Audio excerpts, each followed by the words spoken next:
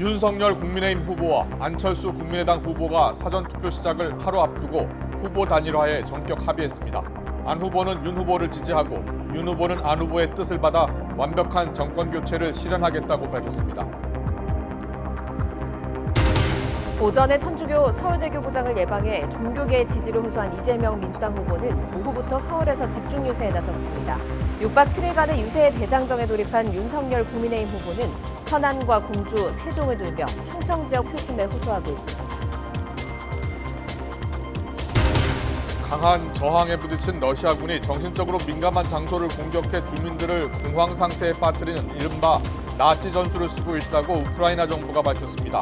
국제형사재판소는 민간 지역 공격과 대량 살상 무기 사용 여부 등 전쟁 범죄에 대한 조사에 들어갔습니다. 우크라이나에 지원을 약속한 세계은행이 러시아에서 진행되는 모든 지원 프로그램을 중단한다고 발표했습니다. 유엔 긴급 특별총회에서는 러시아의 침공을 규탄하고 즉각 철군을 요구하는 결의안이 채택됐습니다.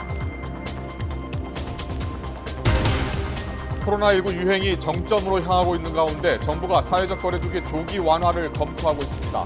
방역당국은 내부적으로 사적 모임은 8명까지, 영업시간은 밤 11시까지로 일부 완화하는 안 등이 논의된 것으로 전해졌습니다. 서울시가 주거용 건축물에 일률적으로 적용해온 35층 높이 제한을 없애기로 했습니다. 토지의 주요 용도를 규정하는 용도지역 제도를 개편하고 도시철도 지상 구간의 지하화도 추진하기로 했습니다. 뉴스큐 잠시 뒤에 뵙겠습니다. 시청자 여러분 안녕하십니까? 가장 빠른 종합뉴스 뉴스큐 시작합니다. 오늘 새벽 전격 합의한 윤석열, 안철수 후보의 단일화가 대선 정계에 미칠 파장에 여야가 촉각을 곤두세우고 있습니다. 막판 표심에 어떤 영향을 미칠지 잠시 뒤에 분석해드리겠습니다. 러시아의 우크라이나 침공 8일째 국제사회 제재와 압박에도 러시아군의 공습과 포격은 멈추지 않고 있습니다. 러시아 경제도 크게 흔들리고 있는 상황, 2차 협상 전망도 짚어보겠습니다. 네, 대선 D-6일. 주요 대선 후보 유세를 YTN은 라이브로 연결을 하고 있습니다. 국민의힘 윤석열 후보는 더 뉴스 시간에 전해드렸고요.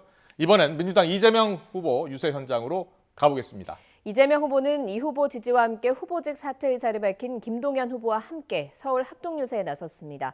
야권 단일화를 통한 정권 교체에 맞서서 정치개혁과 통합정부 구상을 강조하면서 지지를 호소할 것으로 보이는데요. 현장으로 가보겠습니다. 이제 세상이 바뀌어야 합니다. 세상이 바뀌려면 정치가 바뀌어야 합니다. 우리 국민들은 이미 다 준비되어 있습니다. 해방 이후에 황무지 위에서 세계 10위의 경제 강국을 만든 것도 바로 우리 위대한 국민들 아닙니까, 여러분? 세계에서 코로나를 가장 잘 방어했고 군사 독재를 우리의 힘으로 끝내고 민주화를 이뤄냈습니다. 위대한 우리 국민들이 없었다면 가당키나 한 일이었겠습니까, 여러분? 저는 우리 국민들을 믿습니다. 세계 어느 나라 국민보다 높은 시민의식으로 그리고 집단지성으로 새로운 세계를 열어왔고 역사가 역류할 때는 그 면전에서 온몸을 던져 막았습니다. 바로 우리 국민들의 위대함 아니겠습니까, 여러분? 이 위대한 국민들이 과연 3월 7일에, 3월 9일에 우리가 과거로 퇴행하도록 허용하지 않을 것이라고 확신하는데 동의하십니까?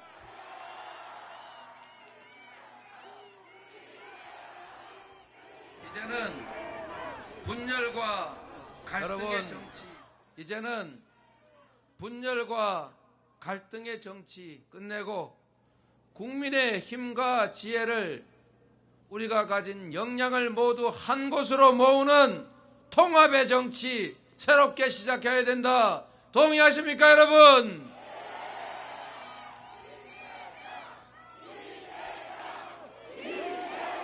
우리 민주당은 결심했습니다.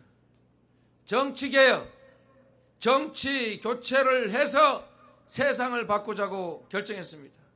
더 나은 국민의 삶을 위해서 더 나은 대한민국을 위해서 새로운 정치 교체 확실하게 해내자 결정했습니다, 여러분.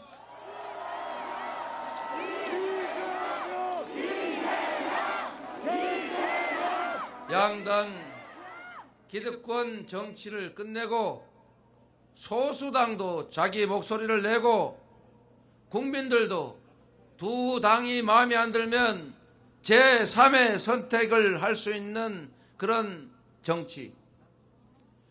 두 당밖에 없으니까 둘 중에 하나를 골라야 되고 울며 겨자 먹기로 차악을 선택하게 하니까 잘하기 경쟁을 하는 게 아니라 상대방 실패만 기다리면서 발목을 잡아가지고 실수를 유도하는 정치가 지금의 정치입니다.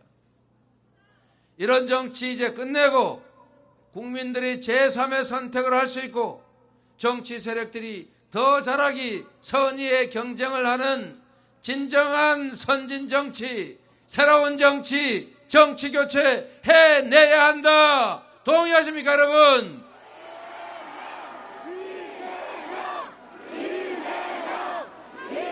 우리 김동연 전 후보께서 정치 교체와 국민의 역량을 한데 모으는 통합정부의 가치에 동의해서 이 자리에 함께해 주셨습니다. 어려운 결단을 내리신 것입니다. 쉽지 않은 결단 내려주신 우리의 동지 김동연 전 후보께 격려의 박수 부탁드립니다.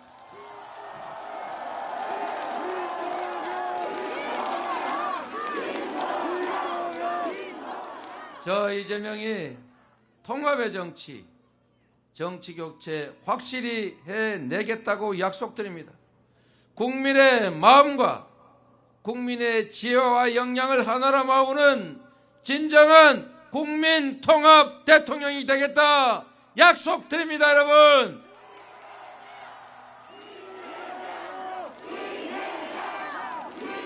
내 편, 지역, 학연 따지지 않고 유능한 인재라면 적재적소에 쓰는 국민내각 만들겠습니다. 우리가 가진 모든 역량을 한데 모아서 선거 때는 경쟁하더라도 선거가 끝나면 대통령은 모두를 대표하는 것입니다. 그래서 대의에 동의하는 모든 선량한 정치 세력들 다 한데 모아서 통합의 정부 만들겠습니다. 진정한 통합의 길로 가겠다. 여러분께 약속드립니다.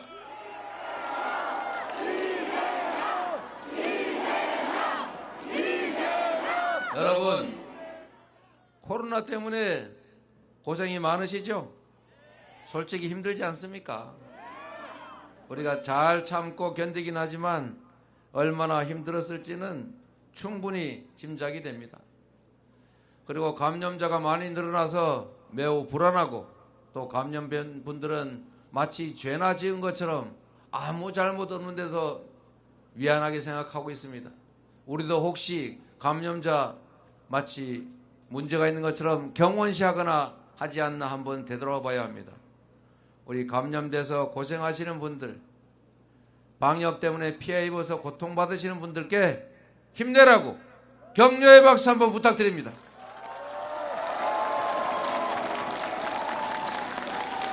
여러분, 그런데 이 코로나가 옛날의 코로나가 아닙니다. 네, 계속해서 국회로 가보겠습니다.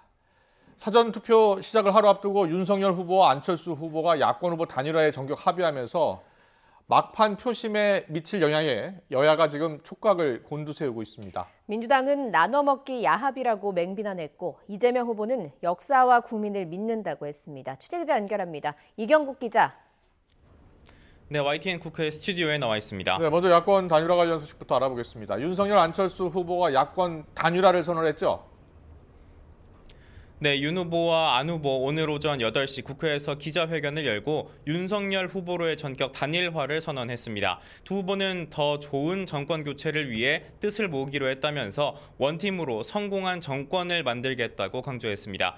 특히 국민 통합 정부를 꾸려서 승자 독식, 분열의 정치를 넘어서고 공정과 상식 그리고 과학 기술이 중심이 되는 국가를 만들겠다고 다짐했습니다. 직접 들어보겠습니다. 대한민국의 미래와 국민 통합 정부의 성공을 위해 두 사람은 국민 앞에서 겸허하게 약속합니다. 저 안철수는 윤석열 후보를 지지하기로 했습니다. 저 윤석열은 안철수 후보의 뜻을 받아 반드시 승리하여 함께 성공적인 국민 통합 정부를 반드시 만들고 성공시키겠습니다. 네, 국민이 만든 단일화라면서 너무 늦어서 죄송하다고 밝히기도 했고요. 늦은 만큼 최선을 다하겠다고 강조했습니다. 두 후보는 인수위 구성과 공동정부 구성을 함께 협의하면서 역사와 국민의 뜻에도 부응한다는 계획입니다. 또 대선이 끝나면 국민의힘과 국민의당의 합당 절차를 밟겠다고도 밝혔습니다. 안철수 후보는 오늘 오후 선관위를 찾아서 직접 후보직 사퇴서도 제출한 것으로 파악이 됐습니다. 윤 후보와 안 후보 어젯밤 마지막 TV 토론을 마치고 2시간 반 긴급 회동을 통해서 이 같은 합의를 이루어냈습니다. 단일화 협상을 주도해왔던 국민의힘 장제원, 국민의당 이태규 의원이 회동을 성사시켰는데요. 양당 관계자는 두 후보가 직접 만나서 그간 협상 채널이 많아 불거졌던 오해들을 풀고 또 신뢰관계를 형성할 수 있었다고 설명했습니다. 네, 야권 단일화가 성사되면서 막바지 대선 전국이 크게 출렁일 것으로 보이는데요. 민주당 이재명 후보와 정의당 심상정 후보는 비판을 했죠. 네, 민주당 이재명 후보 천주교 서울대교구장 예방을 마친 뒤에 단일화와 관련한 입장을 밝혔습니다. 이재명 후보는 역사와 국민을 믿는다면서 짤막한 입장만을 내놓았는데요. 직접 듣고 오겠습니다. 정치는 정치인들이 하는 것 같지만 사실은 국민이 하는 것입니다. 민생, 경제, 평화, 통합의 길을 꿋꿋하게 걸어가겠습니다.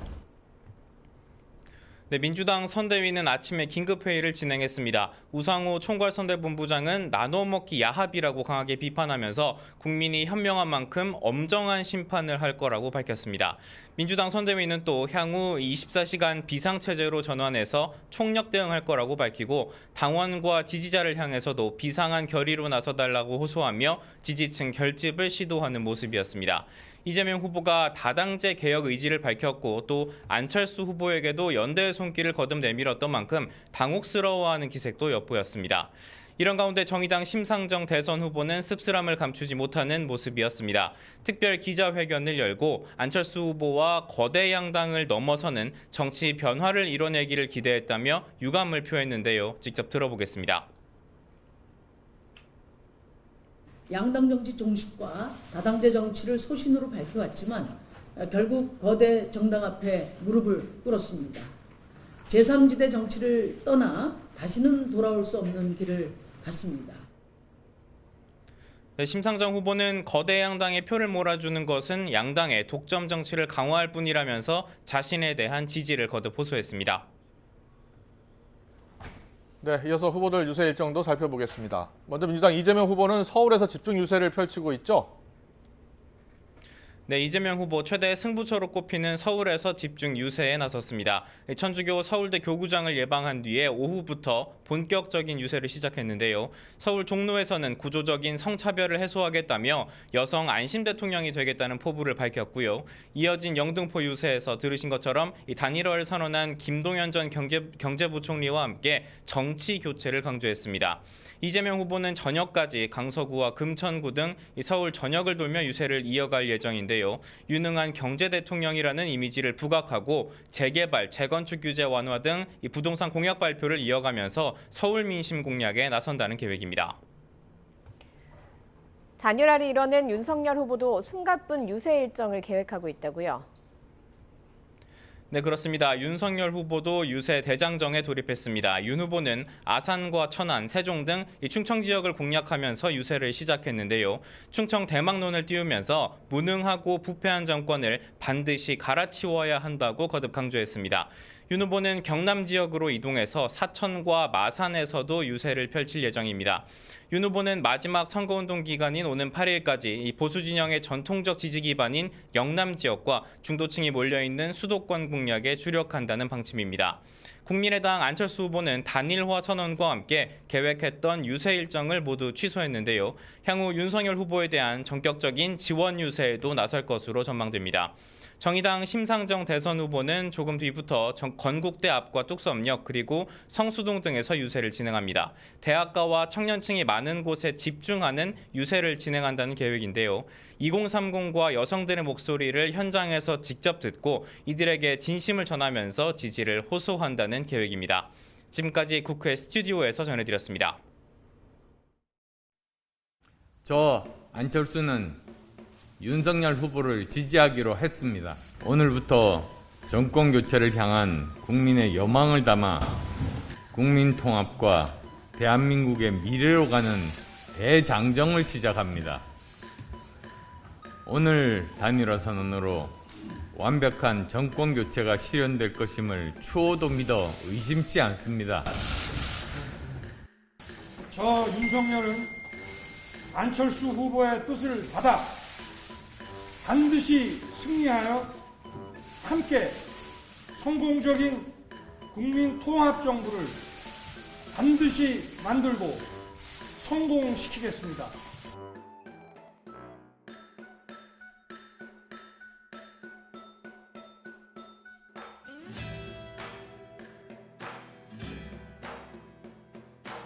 정치는 정치인들이 하는 것 같지만 사실은 국민이 하는 것입니다. 역사와 국민을 믿습니다. 민생, 경제, 평화, 통합의 길을 꿋꿋하게 걸어가겠습니다. 새벽에 갑자기 이루어진 윤석열, 안철수 두 후보의 단일화는 자리 나눠먹기형 야합으로 부정합니다. 이재명 선대위는 차분하게 대응하되 비상한 각오와 결의로 마지막까지 최선을 다하겠습니다. 우리에게는 아직 6일의 시간이 남아 있습니다.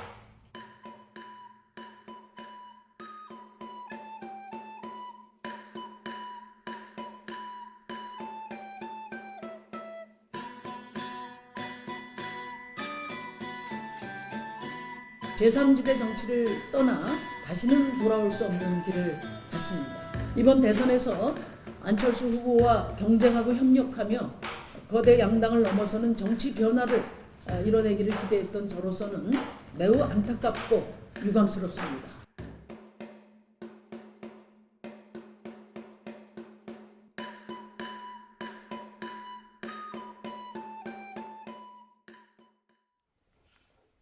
대선을 불과 엿새 앞두고 야권 후보 단일화가 성사가 됐습니다. 이번 단일화가 과연 막판 표심에 어떤 영향을 미칠지, 그리고 선거 전략도 수정이 불가피한 것은 아닌지 양당 의원을 차례로 연결해서 들어보겠습니다. 먼저 국민의힘 전주혜 의원이 국회에 나와 계십니다. 의원님 나와 계시죠? 네, 반갑습니다. 네, 반갑습니다. 어제 TV 토론이 밤 10시까지 이루어졌고요. 그때까지도 전혀 네. 예상을 못했는데 의원님 혹시 아셨어요? 한 12시 정도에 좀 어렴풋이 알았습니다. 아, 그랬군요. 이제 후보께서 예. 10시에 TV 토론 마치고 네네. 녹음 일정이 있으셔서 제가 좀 수행을 했는데요. 아, 좀 뭐 그 과정에서 어렴풋이 예. 제가 좀 뭐 이런 좀 회동이 진행 중이라는 사실을 좀 알게 됐습니다. 그렇군요. 다른 의원들보다는 먼저 아신 것 같네요. 예, 뭐 하지만 뭐 제가 거기에 동석한 건 아니기 때문에 네네. 뭐 결과가 어떻게 됐는지는 오늘 아침에서 확인했습니다. 그랬군요. 알겠습니다. 저희 과정을 이제 뒤늦게 보니까요. 여러 이야기들이 나오고 있습니다. 먼저 TV 토론 직전에 장제원, 이태규 의원이 서로 연락을 했다는데 맞습니까? 네. 아, 그랬군요. 저도 그 과정을 내밀하게 알지는 못해가지고요. 네네. 언론 보도를 좀 접하고 좀 확인하는 사실이 좀 많습니다. 아. 언론 보도에는 이제 그렇게 나오고 있죠. 예. 이제 언론 보도를 보면 자정쯤 후보들까지 이렇게 4명이 만났다고 합니다. 그리고 150분 동안 만남이 네. 이루어졌다고 하고요. 분위기는 네네. 상당히 좋았다 이렇게 알려졌는데 혹시 그 당시에 있었던 이야기 좀 들으신 게 있습니까?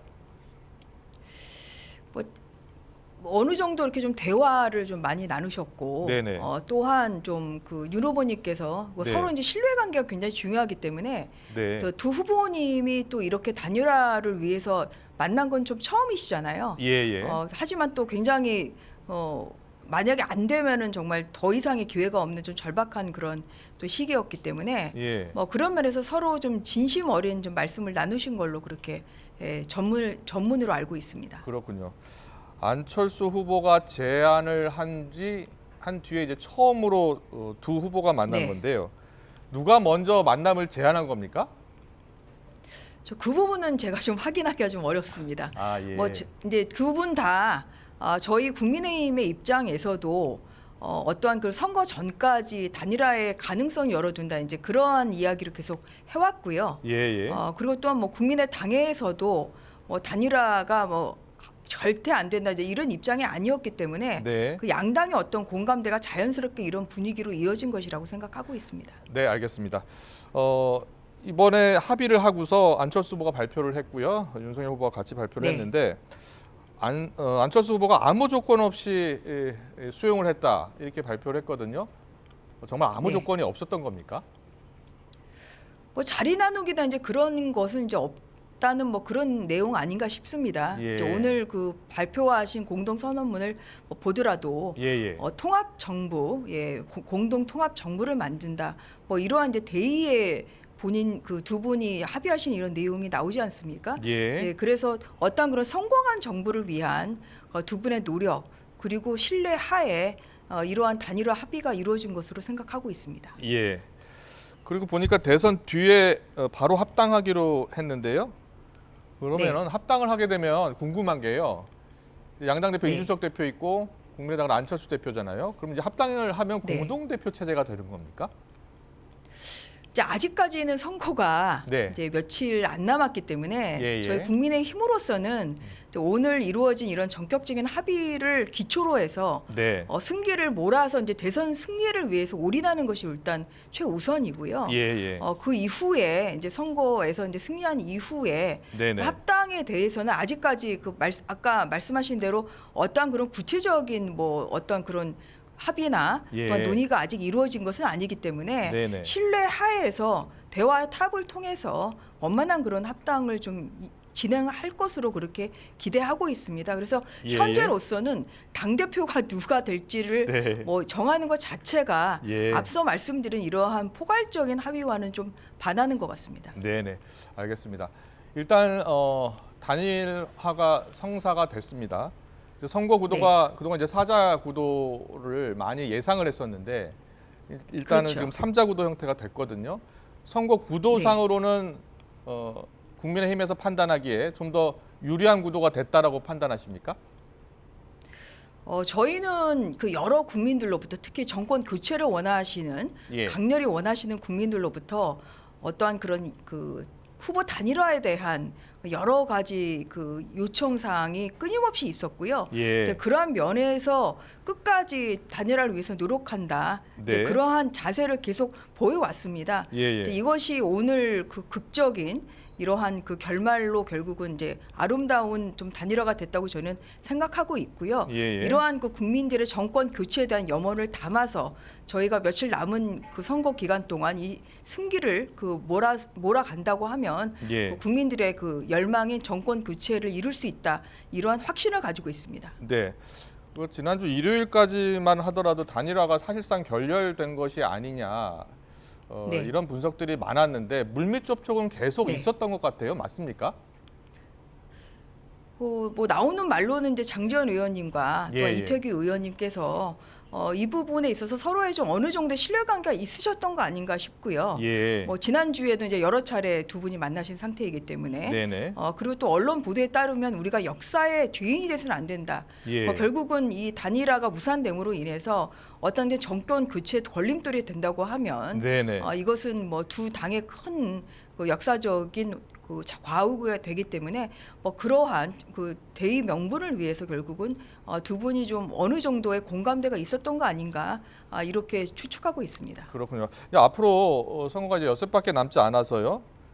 단일화 네. 시너지를 높이기 위해서는 공동 유세 같은 것도 해야 될 것 같은데 어떤 계획이 좀 나온 거 있습니까? 네. 언제 좀 같이 이렇게 유세를 하는 겁니까? 그 조만간 계획이 나올 걸로 생각을 하고 있습니다. 예. 이제 오늘 8시에 단일화 그 선언 이후에 지금 안철수 후보께서 12시 반에 또한 그 전격적인 그런 그 후보 네. 그 사퇴를 좀 하시지 않았습니까? 예. 그래서 그러한 좀 신뢰 하에서 또한 국민의 당에서도 또한 그 국민의 당의 당원들의 네. 어떤 그런 또한 그 공감대를 이루는 좀 동의를 받는 이런 과정이 필요하기 때문에 네. 하루 이틀 정도는 저희는 시간이 걸릴 거라고 생각을 하고 있고요. 예. 남은 기간 동안 두 분이 같이 유세하는 그런 모습이 당연히 연출될 서게 되는 모습이 국민들께 보여질 것이라고 생각합니다. 네. 알겠습니다. 마지막으로요. 민주당에서는 자리 나눠 먹기식 야합이 아니냐 이렇게 이야기를 하고 있고 네. 어떤 합의가 있었는지 어떤 자리를 나누기로 한 것은 아닌지 이런 의심의 눈길을 보내고 있습니다. 여기에 대해서는 어떻게 답하시겠습니까? 제가 아는 한에서는 포괄적인 합의, 성공하는 그 정부 그리고 정권 교체를 위한 그런 포괄적인 그 대의에 합의하는 이런 내용이 이루어진 것으로 알고 있고요. 예. 어떤 그런 자리 나누기는 없었다. 근데 이런 말씀을 드리겠습니다. 그리고 예. 어제 나온 그 이재명 그 민주당 이재명 후보와 또한 김동연 후보 같은 경우도 마찬가지로 통합 정부를 위한 또 단일화 선언을 하지 않았습니까? 네. 그래서 민주당이 말하는 이러한 그 야합이라는 것은 결국은 내로남불이다 이런 말씀을 다시 한번 드리겠습니다. 예. 알겠습니다. 그럼 여기까지 듣겠습니다. 국민의힘 전주혜 대변인과 함께 이야기 나눠봤습니다. 오늘 말씀 잘 들었습니다. 감사합니다. 네, 감사합니다. 네, 이번에는 여당 입장도 들어봐야겠죠. 윤석열, 안철수 후보의 단일화 합의에 대해서 민주당은 조금 전에 제가 전해드렸습니다만 자리 나눠먹기형 야합이다 이렇게 강도 높게 비판하고 있는 거죠. 이제 정치라고 하는 것은 이제 단일화 항상 대선 과정에서 네. 상수로 등장했었습니다. 예. 그것을 할지 안 할지는 역시 이제 후보들의 어떤 역량이라고 할 수가 있는 건데 네. 그러면 우리가 정치에 있어서 후보 단일화를 했을 경우에 그러면 무엇을 할 것인가에 대한 부분이 나와야 되지 않겠습니까? 예. 그러면 구체적으로 일정에 대한 부분, 권력 구조를 어떻게 하겠다라는 거, 공동 정부를 어떻게 하겠다라는 거, 통합 정부를 어떻게 구성하겠다라는 거. 예. 이런 내용들이 다 나와서 국민들에게 예측 가능하게 해야 되는 겁니다. 그렇다고 하면은 이러한 내용이 나와 있지 않다라는 것은 선명성이 떨어지는 거고 네. 물밑 대화를 통해서 뭔가 이루어졌다라고 하는 추측이 일어나는 거죠. 예. 합리적 의심이 드는 건데 그렇기 예. 때문에 아마 윤석열 후보와 안철수 후보의 단일화라는 것은 서로 주고받기가 있었지 않았겠나. 뭐 주고받기가 없었다고 하면 충분히 설명할 수 있는 내용이 나와야 되는 것이죠. 예. 그렇지 않았기 때문에 이런 생각이 좀 들 수밖에 없는 겁니다. 예. 앞서 제가 소개를 안 드린 것 같은데 네. 박성준 선대위 대변인이셨습니다. 예. 다시 한번 소개를 해드리겠습니다. 앞서 분명히 전주현 의원이 예. 전주현 의원은 이렇게 얘기하잖아요. 그럼 김동연 후보하고 단일화 때도 하고 비교를 하면 내로남불이 아니냐 그런 지적은 이렇게 이야기하는데요. 그건 다른 얘기죠. 왜 그러냐면 이재명 후보는 그동안에 통합정부에 대한 얘기를 계속 하지 않았습니까? 예. 그래서 통합정부라는 내용은 뭐냐면 기존의 한국 정치의 승자 독식이라든가 예. 진영 논리를 벗어나서 어떤 거냐 정책을 통해서 말하자. 그리고 네. 인재 기용을 통해서 인재 등용을 해서 그러니까 이재명 후보는 홍준표 정책이면 어떠냐 박정희 정책이 되면 어떠냐. 네. 결국 김동연 후보가 얘기했던 기존의 기득권 정치를 타파하고 지금의 정치를 좀 더 업그레이드할 수 있는 부분이 있다고 하면은 서로 합의하고 구조를 만들겠다라고 하는 내용은 그동안 있었단 말이죠. 네. 제 얘기는 숙성의 단계가 있었고 예. 그러한 부분에 대한 통합 정부를 얘기한 건데 윤석열 후보가 언제 통합 정부를 얘기했습니까? 오늘 갑자기 윤석열 후보 하면서 통합 정부 하겠다는 얘기인데 예. 그렇기 때문에 그 과정에서 국민들에게 예측 가능하지 않았다는 거고 그래서 어느 정도 서로 물밑 대화를 했고 그 내용에서 서로 나눠 먹기에 야합이 있었지 않느냐 이런 합리적 의심을 하는 거죠. 알겠습니다. 그럼 이재명, 김동연 후보의 단일화와 예. 그러니까 윤석열, 안철수 후보의 단일화는 그런 점에서 차이가 있다. 그러니까 그렇죠. 예. 그동안에 같이 무엇을 가지고 얘기를 하겠느냐. 해왔고, 예, 예. 그러니까 김동연 후보는 그런 얘기를 하지 않았습니까? 경제 정책에 대한 부분. 우리나라 그동안에 이제 많은 산업화와 실질적으로 많은 이루어왔는데 네네. 대전환 시기에서 무엇을 준비하느냐. 그러면 이재명 후보가 대전한 게 에너지 정책이라든가 특히 기후 변화에 따른 어떤 대책이라든가 지금 코로나 위기에 대한 대책 이런 것들을 계속 얘기해 왔고 김동연 후보도 그러한 부분에 대해서 상당히 합의를 이루었고 특히 이제 정치 개혁 문제에 있어서도 양당 구조를 좀 타파하자. 그리고 선거제도의 개혁을 통해서 좀 더 우리나라 그리고 이제 권력 구조에 대한 부분 이런 것까지 다 얘기 나오지 않았습니까? 그리고 책임 총리제에 대한 부분, 특히 이제 국회의원의 기득권에 대한 문제 이런 문제까지도 서로 합의화하고 얘기해왔던 부분들 해왔고 또 한편으로는 김동연 후보와 이재명 후보는 토론을 통해서 서로 얘기를 해오지 않았습니까? 한번 TV 토론도 하고 라디오를 두 후보가 토론을 가진 적이 있죠. 했고 그리고 서로 만나갖고 얘기를 해왔단 말이에요. 그러한 합의점을 만들어서 통합정부라는 큰 그림을 그려왔고 청사진까지 그려왔던 반면에 단순하게 윤석열 후보와 안철수 후보는 지금 통합정부라는 얘기가 어느 날 갑자기 나왔고 서로의 지금 가장 결정적인 그거가 아닌가 싶어요. 그러니까 윤석열 후보가 지지율이 높았을 경우에는 안철수 후보를 파트너로 인정하지 않았던 반면에 지금 6일 남은 시점에서 윤석열 후보의 지지율이 답보 상태에 있고 실질적으로 초박빙이라고 하는 부분에 있어서의 그 부분을 상당히 고려했을 거고 안철수 후보는 이 구도 하에서 자기가 살아남기 어렵다라고 하는 어떤 판단들 이것이 실제적으로 보면은 생존 본능에 의해서 통합했을 가능성이 크다 이렇게 저는 판단하고 있습니다. 지난주 일요일에 그 야권 후보 단일화 결렬 선언이 있었잖아요. 네네. 그때 이제 민주당에서는 그 야권 후보 단일화 결렬의 책임은 윤석열 후보에 있다 이렇게 이야기하지 않았습니까? 그건 당연한 거죠. 왜 그러냐면 기존 정치에서의 DJP 연합이 됐든 그러면 우리가 주체와 객체가 있지 않습니까? 그러면 실질적으로 이것을 해결할 수 있는 것은 정치는 세기 때문에 세를 형성했던 윤석열 후보가 안철수 후보를 파트너로 인정해서 그것을 단일화하는 부분이 있기 때문에 결렬됐다고 하면 윤석열 후보의 책임이 더 크다. 이번에 단일화는 누구의 역할이 컸다고 보세요? 그건 지금 봤을 때는 누구의 역할보다는 둘이 합의점인 거죠. 그러니까 생존 전략의 차원에서의 합의가 맞았다 이렇게 봅니다. 저는. 두 후보의 이해관계가 딱 맞았다. 이해관계의 어떤 생존 전략. 그렇다면 안철수 후보가 단일화를 통해서 무엇을 얻었다고 보세요? 저는 여러 가지 이제 추측이 가능한데요. 지금 안철수 후보가 지금 정치 지형에서 승산이 없다는 일단 판단이 있었을 것 같고 또 선거 과정에서 여러 이제 지출 비용이라든가 실질적으로 어려운 점들이 많이 있습니다. 그러한 부분을 안철수 후보가 감내하기 어려웠을 것 같고 또 하나는 만약에 이제 선거 이후에 안철수 후보가 생각했다고 하면은 공동정부에 어느 정도 뭐 참여를 했을 경우에 자기의 정치적인 어떤 생명이라고 할까요? 더 나은 어떤 정책 포석도 있을 거라고 봤기 때문에 이 시점에서 결정하지 않았나 싶습니다. 알겠습니다. 이제 선거가 6일밖에 남지 않아서 우상호 선대본부장은 사자구도로 갈 가능성이 크다라고 이야기했고 단일화는 없을 것이다라고 이렇게 이야기를 했는데 단일화가 이루어졌어요. 이 단일화가 표심에는 어느 정도 영향을 미칠 것으로 보세요? 저는 이제 그 단일화라고 하는 거 제가 처음에 상수라는 표현을 쓰지 않았습니까? 역대 대선의 모든 상수였는데 이 대선 과정을 한번 살펴볼 필요가 있을 것 같아요. DJP 연합은 내각제를 기반으로 해서 공동정부라고 하는 최초의 시도를 통해서 이회창에게 이겼단 말이에요. 근데 2002년도의 대선 과정을 보면은 노무현과 정몽준의 후보 단일화가 있었는데 마지막 파국이 있었습니다. 그랬는데 노무현 후보에게 지지를 보냈단 말이에요. 유권자의 심리 중에 하나가 뭐냐면 크게 보면은 밴드웨건, 대세론을 따라가는 경우가 있고 어떤 경우는 언더도그, 동정표가 가는 경우가 있어요. 그래서 노무현 후보에게 파국이 됐지만 동정표가 와서 승리를 했습니다. 2002년 대선 때 노무현 정몽준 단일화했는데 정몽준 후보가 철회했죠. 그러면서 그 당시 상황을 복기해 보면 이제 노무현에게 동정표가 가면서 승리했다라는 거고. 요 근래 2012년도에 보면 문재인 후보와 안철수 후보가 단일화를 했는데 그 당시 이명박 정부의 정권 심판론이 되게 많았습니다. 그래서 박근혜 정부가 들어서기 전에 실질적으로 정권 심판론이 워낙 강했는데 단일화에 불구하고 박근혜 후보가 승리를 했단 말이죠. 그런 경우에 이제 봤을 때는 지금 대선에서 단일화를 꼭 성공했다고 해서 대선을 승리하는 등식은 성립되지 않는다. 이렇게 좀 볼 수가 있는 거죠. 그러니까 유권자가 이번에 윤석열 후보와 안철수 후보의 단일화를 어떻게 판단하느냐. 정말 진심 있게 하는 거냐? 그리고 또 하나는 국민을 위해서 하는 것이냐?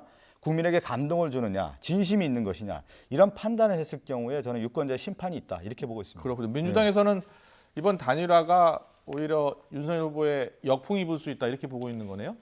그걸 꼭 뭐 역풍이다라는 표현보다는 예. 결국은 이제 대선은 유권자가 판단하겠습니까? 네. 이 이제 유권자의 심리는 크게 보면 이제 두 가지라고 할 수가 있는 건데 네네.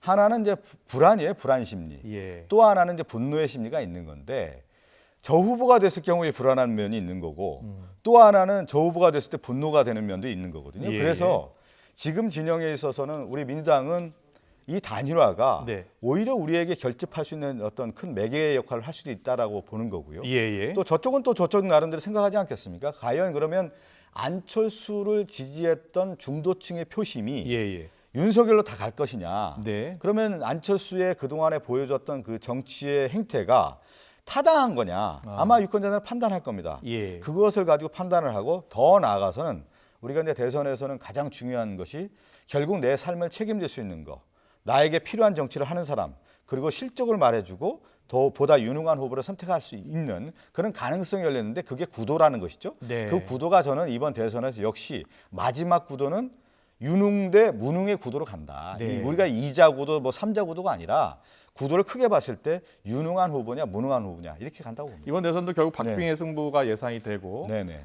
결국은 1%, 2%포인트 안팎의 차이로 어느 후보가 이제 이길 것으로 이렇게 다들 보고 있는데 그렇게 박빙의 차로 이제 민주당 후보가 승리할 것으로 이재명 후보가 승리할 것으로 보고 있습니다. 그렇게 좀 저는 이제 개인적으로 보는데 네. 그게 이제 제가 설명을 좀 드리면 예. 역대 대선을 보면은 97년도 대선도 상당히 어려운 싸움에서 39만 표로 DJ 대통령이 이겼습니다. 김대중 예, 대통령. 예. 2002년도에는 57만 표를 이겼고요. 네. 제가 2012년도 얘기를 했는데 정말 그 당시에도 초박빙 싸움이었는데 3%였습니다. 그러니까 박근혜 51, 문재인 48.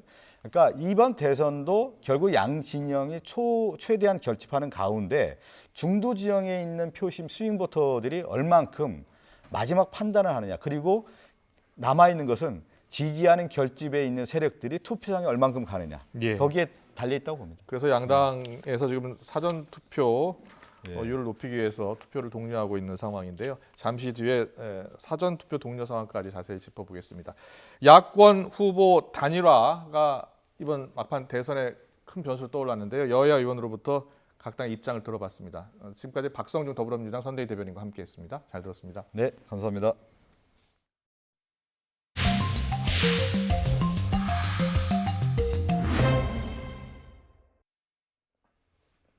네, 양강 대선 후보의 초박빙 양상 속에 내일부터 이틀 동안 1차 승부처인 사전투표가 실시됩니다. 여야 모두 사전투표 독려에 나선 가운데 코로나19 확산세가 변수가 될 전망입니다. 최하영 기자의 보도입니다.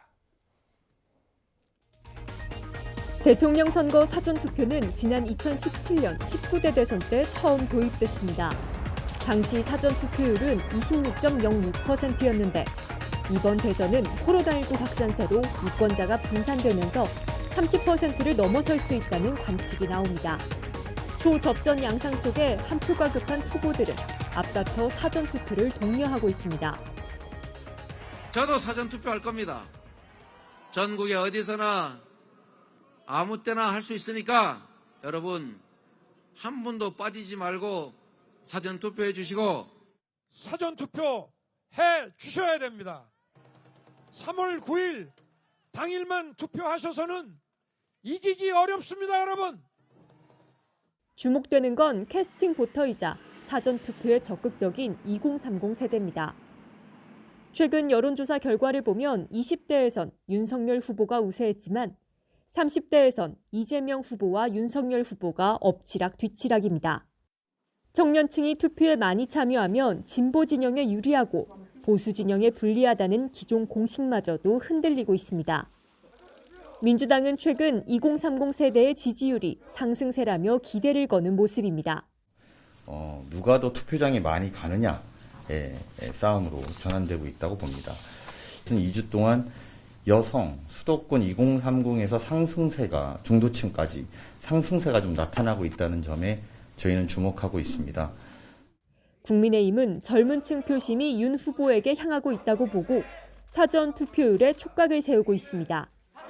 여기에 코로나19 확산세로 국민의힘 지지세가 강한 고령층이 본 투표에 나서지 못할 수 있다는 점도 사전 투표를 권장하는 이유입니다. 사전 투표에 대해서 염려하시는 국민들이 많이 계신 것도 잘 알고 있습니다만 사전 투표 관리 부실 등 투표의 공정성과 투명성을 보완하기 위해 공직선거법을 개정해서 안전장치를 마련했습니다. 연일 확진자가 크게 늘면서 유권자가 얼마나 투표장으로 나올지 미지수인 상황. 그야말로 초박빙 안개 속 승부 속에 여야는 지지자 한 명이라도 더 끌어모으기 위한 사전투표 독려에 당력을 총동원하고 있습니다. YTN 최아영입니다. 오늘로 우크라이나가 침공당한 지 8일째입니다. 러시아는 거점 도시 포위 공격 작전을 구사하면서 흑해 연안 도시 헤르손을 점령했습니다. 하지만 막강한 화력을 내세웠던 러시아의 공격은 예상보다 강한 우크라이나의 저항에 부딪히고 있습니다. YTN은 폴란드 남동부 국경 도시인 푸셰미실 부근에서 바라본 이 시각 우크라이나 상황을 생중계로 보여드릴 예정인데요. 폴란드에 나가 있는 특파원 연결해서 알아보겠습니다. 이승윤 특파원. 네, 우크라이나 폴란드 국경 도시인 푸셰미실 전망대에 나와 있습니다. 네, 그곳 전망대에서는 우크라이나 땅을 멀리서 이렇게 내다볼 수 있는 곳이라면서요. 그쪽 분위기는 어떻습니까? 네, 제가 지금 나와 있는 푸셰미실이 우크라이나에서 직선거리로 얼마나 될까요? 10km가 채 되지 않는 곳입니다. 저기 보시면은 저 멀리 보이는 저 산지가 바로 우크라이나 땅입니다. 이곳에서 바라본 우크라이나 땅은 곳곳에서의 격전이 미처 느껴지지는 않고 있습니다. 수도 키이우에서는 오전 7시부터 공습경보 사이렌이 울린다고 합니다. 하지만 이 폴란드 인근 우크라이나 국경 마을은 상대적으로 평온한 모습입니다. 군용기의 움직임이나 폭발음이 현지 여기에서는 보이지도 않고 들리지도 않는 상황입니다. 이런 점으로 밀어볼 때 이 러시아군이 근접하지는 않은 것으로 추정됩니다. 우크라이나 난민이 100만 명에 이른다는 UN 발표가 나온 가운데 상대적으로 정치적, 경제적, 군사적으로 안정적인 폴란드에 필라민들이 많이 몰리고 있는 상태입니다. 자, 지금 원래 날씨가 맑은 날이면 바로 여기서 메디카 국경검문소가 보이는데요. 안타깝게도 이 구름에 가려서 잘 안 보이는 모습입니다. 이 국경을 넘어온 난민 차량들, 피난민들을 데려가려는 가족 친지들의 차량이 한데 모이다 보니까 매일매일 정체가 빚어지고 있는 상황입니다. 우크라이나는 종교적으로 그리스 정교가 대다수를 차지하고 있습니다. 날씨가 맑은 날에는 바로 이곳에서 국경 인근에 있는 그리스 정교 성당이 보입니다. 아마도 저기에서 많은 우크라이나인들이 평화를 기원하고 있을 것으로 추정됩니다. 지금까지 폴란드 국경마을 푸셰미실에서 내려다본 우크라이나의 지금 이 시각 남동부 모습을 전해드렸습니다. 네, 러시아가 크림반도와 가까운 흑해 연안 도시 헤르손을 완전히 점령하고 제2의 도시인 하르키우 점령도 노리고 있다고요? 네, 그렇습니다. 러시아가 작전을 바꿨습니다. 이제 포위전과 시가전으로 바꾼 겁니다. 그렇게 작전을 변경한 이후에 인구 30만 명의 대도시인 헤르손을 점령했습니다. 항구로서의 효용성이 있고 크림반도로 이어지는 수로를 통제하는 곳인데 부금의 문제를 겪고 있는 러시아군이 이곳을 보급기지로 삼으려는 의도가 깔린 것으로 풀이됩니다. 러시아가 우크라이나 제2의 도시인 하르키우에 공수부대를 투입하고 무차별 포격을 퍼붓는 등 전쟁이 점점 격화되고 있는 양상입니다. 우크라이나 당국은 러시아군의 하르키우 공격으로 20여 명이 숨지고 100명 넘게 부상을 입었다고 밝혔습니다. 우크라이나 당국은 개전 이후 러시아의 공격으로 숨진 민간인이 최소한 2,000명에 달한다고 발표했습니다. 또 러시아군은 우크라이나 남부도시 마리우폴에 대한 공세를 이어가는 한편 수도 키이우 주변에 대규모 병력을 집결시키며 무차별 포격을 예고했습니다. 키이우 시민들은 결사항전의 의지를 다지고 있습니다. 직접 들어보시죠. Для того, щоб зберегти нашу країну. Тому що якщо ми зараз не допоможемо нашій армії, ну тоді нас не буде. Не буде нашого бізнесу, не буде нашого життя. 러시아와 우크라이나의 2차 협상 소식은 어떻게 들리고 있습니까?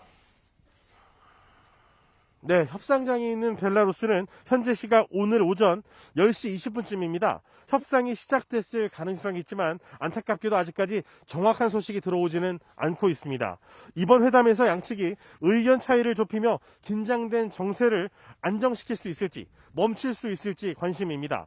젤렌스키 우크라이나 대통령은 민간인에 대한 무차별 포격을 중단해야 제대로 된 협상이 가능하다고 밝혔습니다. 또 두 번째 회담에서도 변할 것은 없다며 기존 태도를 계속 유지할 예정이라고 밝혔습니다. 반면 러시아 측은 이번 회담에서 휴전 문제를 꺼낼 것이라는 입장입니다.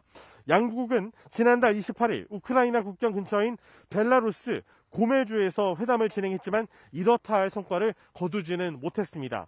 우크라이나 당국은 해외에서 1000명 넘는 인원이 러시아와의 전쟁에 동참하겠다는 뜻을 밝혔다고 전하기도 했습니다. 19개 나라가 무기와 군수를 지원하고 있고 22개 나라가 인도적 지원에 나섰다며 러시아를 압박했습니다. 네, 그리고 YTN 취재진이 우크라이나로 돌아간 남성을 인터뷰했다고 들었는데 어떤 사연이 있었습니까? 네, 어제 저희가 세르기 씨를 페이스북을 통해서 인터뷰를 했습니다. 현재 한국 대기업에서 지난 3년 동안 프로그래머로 일한 경험이 있는 우크라이나 사람입니다. 전쟁이 임박하자 수도 키이우로 돌아갔습니다. 자원 입대를 앞두고 YTN 취재진과 키이우에서 가진 화상 인터뷰 자리에서 키이우의 상황을 생생하게 전했습니다. 아침 7시부터 30분 단위로 공습경보 사이렌이 울리고 있고 물자 부족이 현실화하고 있다고 전했습니다. 세르기 씨의 이야기를 직접 들어보시죠.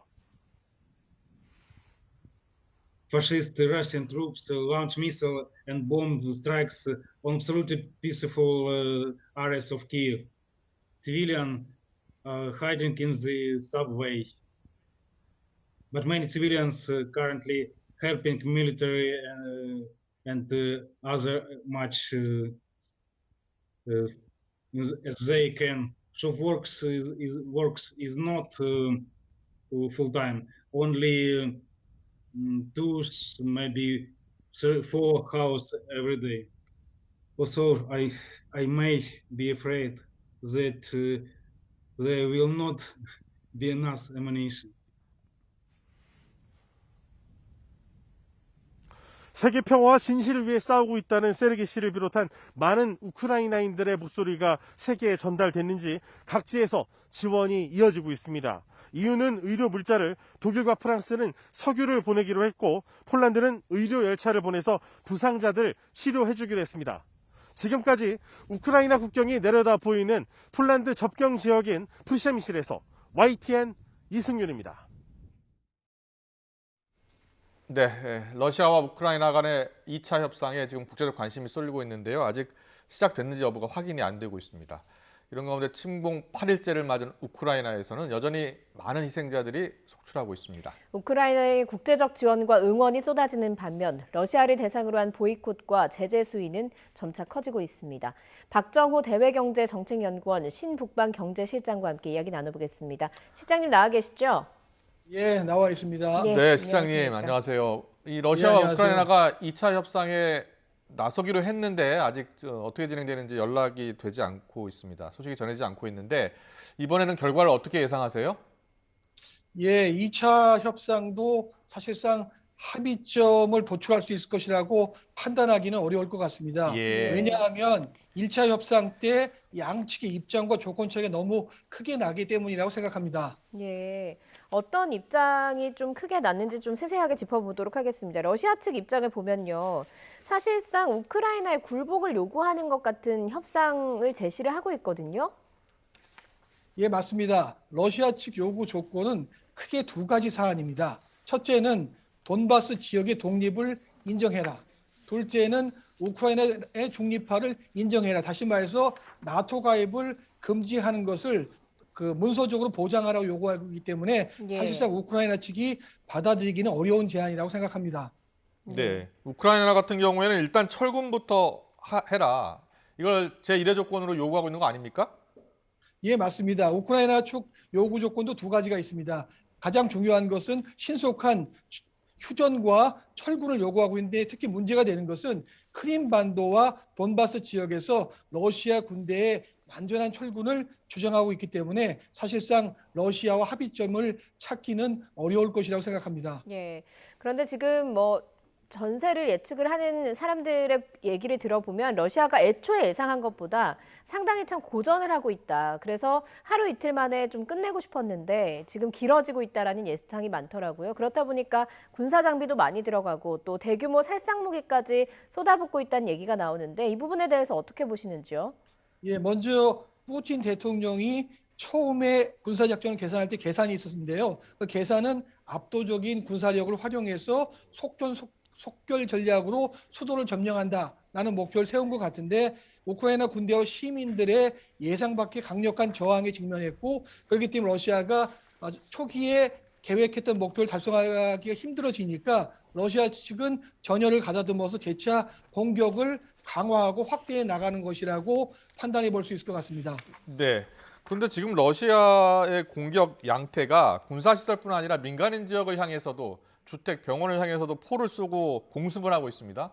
민간 희생자가 이렇게 많이 나오고 있는데 이제는 국제사회가 좀 더 적극적으로 개입해야 될 때 아닌가요? 예, 그러한 측면이 지금 가장 우려하는 점이라고 생각합니다. 러시아 측이 특히 로켓과 공군 전력을 활용해서 포격을 가하고 있다는 점을 고려해 볼 때 러시아 군대의 공격 강도와 규모, 공격 대상의 범위가 확대되고 있다는 점에서 인명피해 규모가 크게 늘어날 수밖에 없는 상황이기 때문에 상당히 우려되는 부분이라고 저는 생각합니다. 예, 국제사회가 좀 적극적으로 개입해야 하지 않을까 하는 목소리는 커지고 있습니다만 러시아가 남부에 있는 헤르손을 점령을 했고 마리우폴도 포위했다 이런 소식이 전해지고 있거든요. 그렇다면 러시아군의 군사적인 목표가 어디에 있다고 보시는지요? 일단 러시아의 군사적인 목표는 지금은 원래는 속전속결로 수도를 함락하고 젤렌스키 정부에 큰 타격을 주는 게 목표였다면 네. 지금은 굉장히 하이브리드전 개념을 착용해서 사방팔방에서 동시적으로 교전해서 우크라이나 전체를 혼란스럽게 만들면서 자신의 목적을 달성하는 계획으로 조금 더 전략을 바꾼 것처럼 생각이 듭니다. 네. 알겠습니다. 전략을 바꾸고 빨리 철군을 했으면 좋겠는데 러시아의 이번 우크라이나 침공으로 러시아 국민들도 고통을 받고 있다고 들었습니다. 그러니까 지금 각종 경제 제재 거기다가 뭐 애플, 나이키 뭐 이런 회사들도 판매를 중단했고요. 영화 상영도 중단했고요. 화물송도 중단된 상황입니다. 지금 러시아 현지 분위기는 어떻다고 지금 들으셨어요?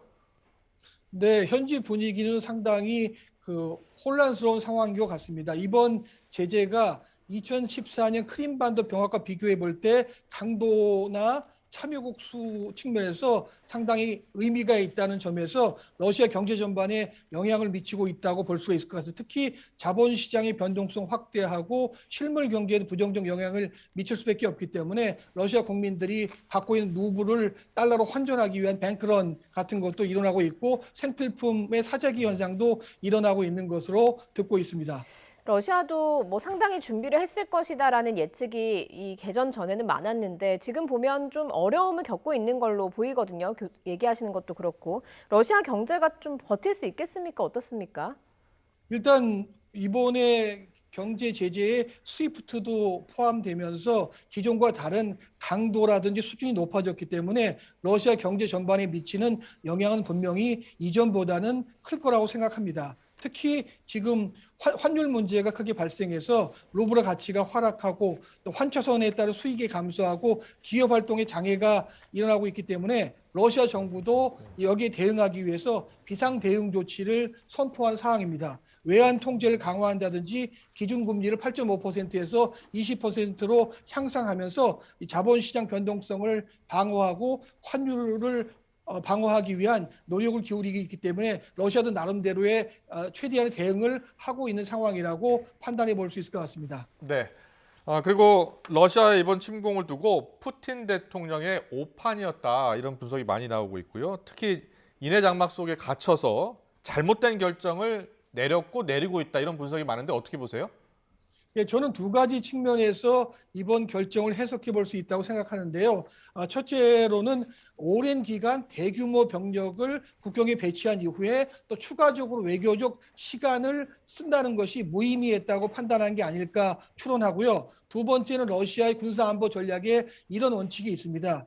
상대를 제압하기 위해서는 상대방의 강력한 군사적 타격 후에 상대방의 공포심을 심어준 다음에 협상을 토대로 해서 주도권을 장악하고 자기의 이익을 확보하겠다는 러시아 스타일의 전략이 추진된 것이 아닐까라고 저는 추론하고 있습니다. 예, 뭐 러시아 스타일의 전략이라고 할지라도 러시아 내부 여론을 좀 인식하지 않을 수는 없을 것 같은데 여론이 악화될 가능성도 있지 않겠습니까?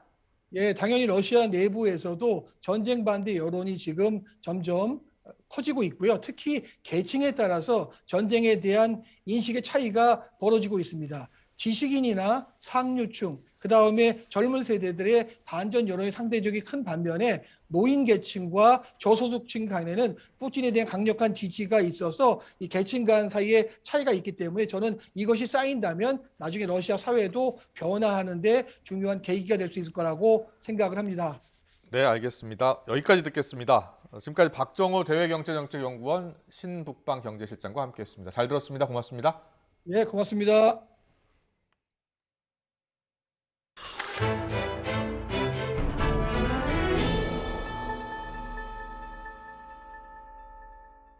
코로나19 신규 환자가 여전히 20만 명에 근접했습니다. 사망자는 128명으로 역대 최다를 기록했습니다. 정부는 사회적 거리두기 조정과 관련한 의견을 광범위하게 수렴하고 있는데요. 취재기자 연결해서 알아보겠습니다. 최명신 기자. 네, 최명신입니다. 네, 먼저 코로나19 발생 현황 정리해 주시죠. 네, 오늘 0시 기준 코로나19 신규 환자는 19만 8,803명입니다. 어제보다 2만 명 정도 줄었지만 여전히 20만 명대 육박하며 확산세가 이어지고 있습니다. 오늘 0시 기준 검사 양성률은 어제보다 무려 20.8% 급증한 51.3%로 나타났습니다. 검사 받은 사람 2명 가운데 1명꼴로 양성 판정을 받은 셈입니다. 코로나19 관련 사망자는 128명으로 114명을 기록했던 지난달 28일 이후 가장 많았습니다. 위중증 환자는 4명 늘어 766명입니다. 중환자 병상 가동률도 꾸준히 올라 전국이 전날보다 0.6%포인트 오른 50.7%, 수도권은 전날보다 0.4%포인트 오른 46.3%로 나타났습니다. 재택치료 환자는 85만 7천여 명으로 어제보다 3만 6천여 명 늘었고요. 이 가운데 하루 2번씩 모니터링을 하는 집중관리군은 12만 9천 명 정도입니다. 네, 정부가 사회적 거리두기 조기 완화를 검토하고 있는 것으로 알려졌는데 구체적으로 진전된 내용이 나왔습니까? 네, 사적 모임 6명 이하 영업시간 밤 10시를 골자로 하는 현행 거리두기는 오는 13일까지 유지되는데요. 거리두기 조정 움직임과 관련해 정부는 현재까지는 확정안이나 발표 시점에 대해 결정된 게 없다고 밝혔습니다. 손영래 중수본 사회전략반장은 일상회복지원위원회를 중심으로 광범위하게 의견을 수렴하고 있다며 최종 의사결정은 그 이후에 이루어지기 때문에 현재로선 안내할 부분이 없다고 말했습니다. 손 반장은 이어 내일 원래대로 오전 11시에 중대본 브리핑이 진행되지만 여기에 거리두기 조정 내용이 포함될지 여부도 결정되지 않았다고 덧붙였습니다. 앞서 어제 열린 방역의료 분과위원회 회의에선 거리두기를 사적 모임 8명, 영업시간 밤 11시로 일부 완화하는 방안 등 여러 안들이 논의됐습니다. 방역과 의료 분야 전문가들은 유행이 정점에 도달하기 전까지는 완화 조치를 시행하는 것이 바람직하지 않다고 보고 현행 거리두기를 유지하거나 최소한으로 조정해야 한다는 의견을 냈습니다. 정부는 어제와 오늘 이틀간 열린 일상회복지원위원회에서 나온 의견들과 오늘까지의 환자 발생 추이를 종합해 조정안을 결정한다는 방침입니다. 한편 내일부터 대선 사전투표가 시작되는 가운데 PCR 진단검사를 받고 결과를 기다리고 있는 유권자의 경우 일반인의 투표 시간을 이용하는 것으로 정리됐습니다. 확진자가 별도 지정된 시간에 투표하는 것과는 차이가 있습니다. 중앙방역대책본부는 PCR 결과가 나오기 전이라면 확진자가 아니라며 내일과 모레 사전투표나 9일 선거 당일 일반 유권자들이 투표하는 시간을 이용하면 된다고 설명했습니다. 지금까지 사회부에서 YTN 최명신입니다. 최근 소아청소년 확진자가 크게 늘어나면서 재택치료 중이던 영유아가 숨지는 사건이 잇따랐죠. 정부가 소아 확진자 특화 거점 전담병원을 지정해서 운영에 들어갔습니다. 현장에 나가는 취재기자 연결합니다. 황윤태 기자. 네, 경기 의정부시 어린이병원에 나와 있습니다. 네, 오늘이 소아 특화 거점 전담병원 운영 이틀째인데요. 어떻게 운영되고 있습니까? 네, 이 병원은 오전부터 소아 확진자와 보호자들의 발걸음이 계속 이어지고 있습니다. 병원이 마련한 병상 45곳은 당분간 코로나19 확진자를 위해서만 제공됩니다. 거점 전담병원 병상을 배정받은 소아 확진자 보호자들의 이야기 들어보시겠습니다. 비대면 진료는 집 앞에 소아과를 전화를 통해서 했지만 신생아의 경우에는 열이 나면 굉장히 위험한데 집에서 대처할 수가 없거든요. 그런데 감염병 환자라는 이유로 메이저 병원에서 전부 다 받아주지 못한다고 말했습니다. 이 병원은 소아전담병원으로 지정되기 전에도 하루 평균 500명, 많게는 2,000명의 확진자를 진료해 왔는데요. 전담병원으로 지정된 뒤엔 새벽 내내 이어지는 비대면 진료와 함께 이틀 동안 소아 확진자 40여 명을 치료했습니다. 이곳의 진료는 접수 순서가 아니라 중증도에 따라 순차적으로 진행됩니다. 먹는 약을 처방받으려면 오전 9시부터 오후 6시까지 문자 접수를 통해 신청해야 합니다. 소아청소년과 전문의가 응급전화를 받아 비대면 상담도 가능합니다. 의료진은 영아들이 확진 이틀에서 닷새까지는 후두염과 인후염을 호소할 수 있다면서 고열과 함께 호흡곤란이 올 경우 문자 메시지 접수 후 병원을 방문하라고 말했습니다. 현장 의료진의 조언도 직접 들어보시겠습니다. 3개월 이내의 아기들은 그렇게 못 먹는 증상이 생기면 금방 나빠지고 신장이라든가 이런 중요한 장기에 고장이 나게 되면 평생 가는 후유증을 앓게 될 수 있습니다. 소아 확진자가 폭증하면서 정부는 전국 병원 26곳을 거점 전담병원으로 새로 지정해 병상 1,400여 개를 확보했는데요. 거점 전담병원에서는 대면 진료와 입원 치료가 가능합니다. 발달장애가 있는 소아의 경우에도 확진됐을 경우 권역별 외래 진료센터에서 대면 진료를 받을 수 있습니다. 정부는 추후 권역별로 거점 전담병원을 추가로 지정할 계획입니다. 다만 거점 전담병원 운영 시행 초기 환자가 몰리는 등 혼란을 우려해 병상 배정반과 보건소, 재택치료기관 등을 통해서만 병원 위치를 안내할 계획입니다. 정부는 병원 사정에 따라 대면 진료 가능 여부가 조금씩 다를 수 있다며 보건소와 재택치료기관 안내에 따라달라고 당부했습니다. 지금까지 경기 의정부시 어린이병원에서 YTN 황윤태입니다. 윤석열, 안철수 두 후보의 단일화 가능성을 놓고서 전문가마다 의견이 엇갈린 게 사실입니다. 네, 시너지냐 역풍이냐, 대선을 불과 엿새 앞두고 나온 단일화 성사에 대한 여야의 평가 역시 크게 갈리고 있습니다. 추은호 해설위원과 짚어보겠습니다. 어서 오세요. 네, 안녕하세요. 안녕하세요.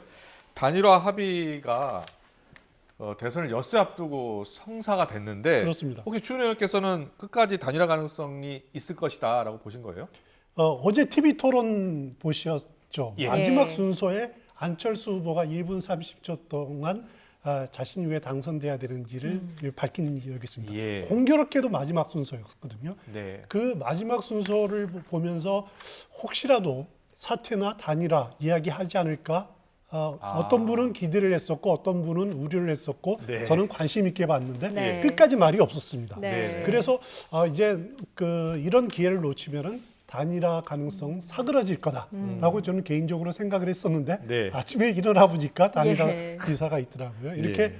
역시 정치에서는 꺼진 불도 꺼진 게 아니고 네. 꺼진 불 다시 봐야 된다라는 격언을 다시 한번 예. 확인하게 되는 그런 계기였습니다. 예, 그런데 막전 마크를 보니까 후보들도 토론회 끝날 때까지 몰랐던 것 같긴 하더라고요. 그렇습니다. 그 토론회가 진행되는 동안에 국민의힘의 장제원 의원 그리고 국민의당 이태규 의원이 회동을 하고 있었죠. 네. 그래서 그 자리에서 그 후보 간의 만남을 성사시키자라고 합의가 이루어졌었고, 그래서 TV 토론이 끝난 이후에 그 후보에게 보고를 하고 전격적으로 심야에 두 후보 간의 회동이 이렇게 2+2 회동이 성사가 됐다 이렇게 알려져 있습니다. 예. 네.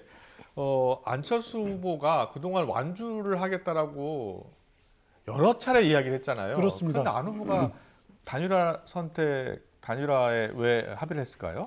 일단 그 안철수 후보가 계속 단일화보다도 완주를 하겠다라고 하는 것이 벼랑 끝 전술이었을 수도 있고요. 또 하나는 완주를 하려고 했었는데 실제로 전국을 돌아다니면서 유세를 해보니까 나름대로 한계에 부딪혔기 때문에 이제 돌아선 것 아니냐라고 하는 분석도 가능하고 어떤 것이 옳은지는 결국 나중에 회고록이라든가를 통해서 드러날 부분인 것 같고요.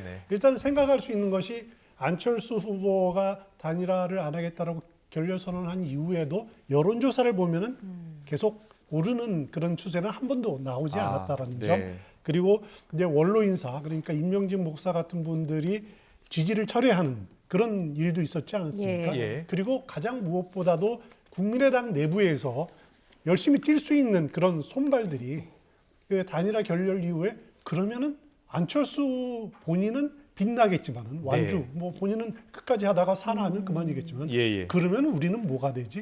우리는 낙동강 오리얼 될 것 아니냐? 이런 불안감들 그런 것들이 여러 복합적으로 작용될 가능성이 높다라고 생각이 됩니다. 그렇지만은 안철수 후보는 정치 교체, 정권 교체 대의에 따르는 것이다라는 표현을 했습니다. 네, 그러면서 오늘 발표한 내용 중에 단일화뿐만이 아니라 합당을 하겠다 이런 내용까지 합의됐다. 그렇습니다. 이런 내용이 나왔거든요. 가능하겠습니까? 일단 합당은 진행이 될 겁니다. 대선 그 승패 좌우 없이 진행이 된다고 생각을 하는데 오늘 안철수 후보의 발언을 보면은 그 중도 정당, 실용 정당으로 국민의힘이 바뀌었으면 좋겠다라고 하는 그런 그 기대감을 나타냈는데 저도 개인적으로는 안철수라는 매기 효과가 발휘돼서 이 보수 정당이 좀 중도 정당, 개혁 정당, 실용 정당으로 바뀌었으면 좋겠습니다. 왜냐하면은 보수 정당이 항상 이렇게 선거를 앞두고 이렇게 이제 좀 뭐 중도로 나가겠다라고 하지만은 끝나고 나면 다시 원위치하는 그런 탄성의 효과가 있었거든요. 하지만은 안철수 후보가 나름대로 자극이 돼서 이렇게 좀 당이 바뀌었으면 좋겠다는 생각이 드는데 하지만은 그거는 쉽지는 않습니다. 왜냐하면은 보수 정당인 국민의힘 내부에 견제가 있을 거고요. 또 안철수 후보의 정치적 역량에 또 달린 문제거든요. 그렇기 때문에 그것이 잘 어떻게 안철수 후보가 극복을 하고 또 보수 정당도 바뀌는 모습들이 이렇게 접점을 찾아야 될 부분들인데 쉽지는 않은 부분들입니다. 네. 그리고 합당 이야기 하니까 이준석 대표가 떠올라요. 이준석 대표하고 안철수 후보가 사실 좀 서로 감정이 쌓여 있는 것 아니냐 이렇게 많은 분들이 보고 있지 않아요? 그렇습니다. 오늘 기자가 안철수 후보에게 물어봤습니다. 그 앙금이 있는 것 아니냐라고 물어보니까 앙금은 없다라고 표현을 했지만은 그 사람이라는 표현을 했어요. 그 사람이 무슨 얘기하는지 관심 없다. 나중에 알려달라. 앙금이 남아 있는 거죠. 틀림없이 있는 겁니다. 그리고 안철수 후보의 아까 그 정치 역량을 말씀을 드렸지만은 2012년 그 문재인 후보에게 그 어떻게 보면 단일화하고 양보했을 때 새정치민주연합이라는 정당을 만들지 않았습니까? 당시에 대표를 했었죠. 공동대표 김한길 대표랑. 몇 개월 했는지 기억하십니까? 딱 4개월 했습니다. 그렇기 때문에 그 당시와 지금은 다르다고 하지만은 그 당시에 4개월밖에 못한 정치적 역량 지금은 이제 뛰어넘으리라고 기대를 하고 관심 있게 봐야 될 부분인데 지금 이 또 거대한 보수 정당과의 힘을 합쳤을 때 안철수 후보라는 그 개인의 정치 역량이 어느 정도 성숙됐는지 그 부분도 지켜봐야 될 대목이 아닌가 싶습니다.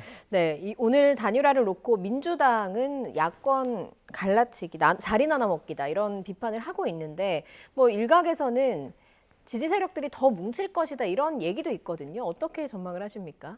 일단 지지 세력이 민주당 전통적인 지지층이 일부 모일 겁니다.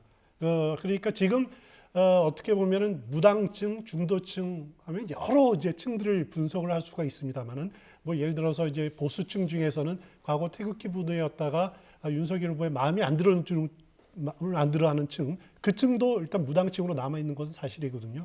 또 2030 일부도 있고 그런데 과거의 개혁 성향이었다가 지금 무당층으로 돌아온 층은 크게 두 가지로 저는 개인적으로 생각을 하는데 하나는 촛불 시위 때 지지를 하다가 문재인 정부에 등을 돌린 층, 부동산 민심이라든가 아니면은 조국 사태를 겪으면서 등을 돌린 층이 있고요. 또 하나는 그 민주당 경선 과정에서 이낙연 후보를 지지하다가 아직까지 이재명 후보에게 안 들어가는 층, 그 두 층이 크게 있습니다. 특히 호남에 보면은 그 이낙연 지지층이었다가 아직 합류 못한 층들이 있는데 이 층에는 상당히 그 단일화를 토대로 해서 민주당이 그 지지층 결집하는 효과는 호남에서 틀림없이 나타날 가능성이 상당히 있어 보입니다. 그렇군요. 하지만은 예. 수도권에 그것이 효과를 어느 정도 미칠지는 미지수고요. 네. 또 호남이 뭉친 만큼 또 영남, 특히 PK 지역에서 그 윤석열 후보를 마뜩찮게 생각하는 무당층들이 또 다시 윤석열 후보 측으로 이젠 찍어도 괜찮겠다라고 뭉칠 역반응이 생길 예. 가능성도 있기 예. 때문에 어디가 우세하다라고 점치기에는 좀 섣부른 감이 있지 않나 생각이 됩니다. 예. 알겠습니다. 그리고 바로 내일부터 사전 투표가 시작이 됩니다. 초박빙세가 지속되는 만큼 양당은 이제 지지층을 향해서 사전 투표 독려에 나서고 있는데요. 자, 엄지민 앵커가 사전 투표 관련 내용을 정리했습니다. 내일부터 이틀 동안 20대 대선 사전 투표가 시작됩니다. 아침 6시부터 저녁 6시까지 전국에 설치된 사전 투표소 어디에서나 투표가 가능한데요.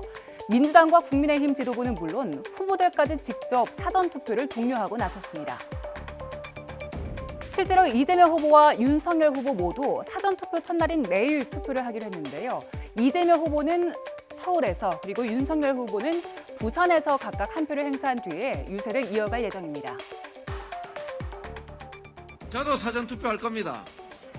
전국에 어디서나 아무 때나 할 수 있으니까 여러분 한 분도 빠지지 말고 사전 투표해 주시고 사전 투표 해 주셔야 됩니다.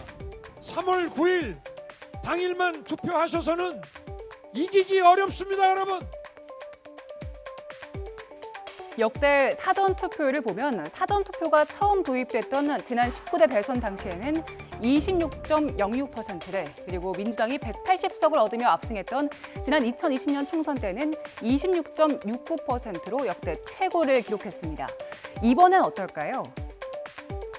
KBS와 한국리서치가 지난주에 사전투표 여부를 물었는데 민주당 지지층에서는 45.6% 그리고 국민의힘 지지층에서는 19.5%로 나타났습니다. 상대적으로 여당 지지층의 참여 여론이 더 높죠. 실제로 민주당은 사전투표율이 높을수록 유리한 결과가 나온다고 보고 이번에도 지지층을 향해서 나를 위해 사전투표를 강조했는데요. 송영길 대표는 이른바 사표 선언을 하기도 했습니다. 언제부터 그런 생각을 하셨습니까? 누구나 가슴속으로는 사표를 생각하고 있는 거 아닙니까?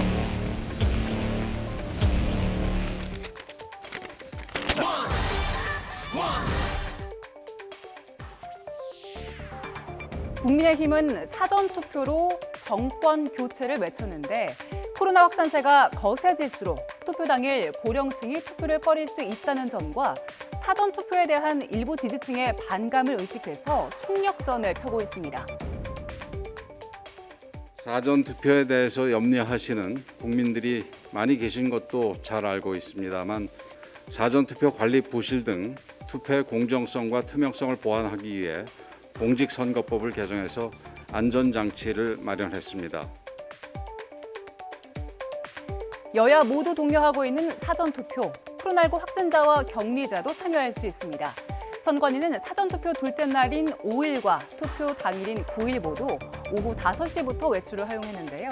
5일에는 오후 6시까지, 그리고 9일에는 오후 6시에서 7시 반 사이에 투표장에 도착하면 된다는 점 꼭 기억하시기 바랍니다. 전문가들은 각종 여론조사에서 박빙의 승부가 펼쳐지고 있는 만큼 결국 지지층을 얼마나 투표소로 나오게 하느냐가 승패를 가릴 것으로 보고 있습니다. 과연 이번에는 사전투표율이 최종 결과에 얼마나 영향을 미칠지 주목됩니다. 네, 그러니까 이번에 대통령 선거 내일 할 수 있고 모레 할 수 있고 그리고 9일, 사흘 동안 하루 정해서 투표하시면 됩니다. 꼭 하시기 바랍니다. 추은호 해설위원님. 보니까 전문가들이 이번에 사전투표율이 30%를 넘을 것으로 예상하고 있더라고요. 예, 그렇습니다. 사전투표율이 상당히 높을 것으로 예상이 되고요. 예. 그만큼 대선이라는 큰 이슈를 가지고 국민들의 관심이 높다라는 점이고요. 최종 투표율이 얼마 될 것인가? 이거 투표율 예상하는 거는 사실 무의미합니다만 70% 후반대, 80% 가까이 되지 않을까 예상은 네. 그렇게 하고 있습니다. 네, 알겠습니다. 뭐 오늘부터 여론조사 공표가 금지되긴 했지만 어제까지 조사한 거는 오늘 나올 수가 있잖아요. 그렇습니다. 매주 목요일에 나오는 전국 지표조사 결과가 나왔죠. 예, 오늘 전국 지표조사 여론조사 결과를 보면은 이재명 후보 40%, 윤석열 후보 네. 40% 완전히 똑같습니다. 그러네요. 왜 지난주하고 왜 비교를 안 하냐면 지난주보다는 표본이 지난주까지는 1,000명이었는데 이번은 2,000명이고 그렇기 때문에 예. 지난주하고 비교는 안 하겠습니다만은 네. 안철수 후보가 9% 나왔거든요. 네. 이 9% 표가 어디로 가느냐가 관심인데 그렇죠. 안철수 예. 후보의 9% 지지하는 층을 보니까 주로 20대, 30대가 많습니다. 예. 그리고 지역을 보면은 서울, 충청, 강원이 상당히 높은 지지를 보였는데 네. 이 지역은 이 세대, 이 지역 모두 가장 승부처 아닙니까? 예. 그러네요. 그렇기 때문에 예.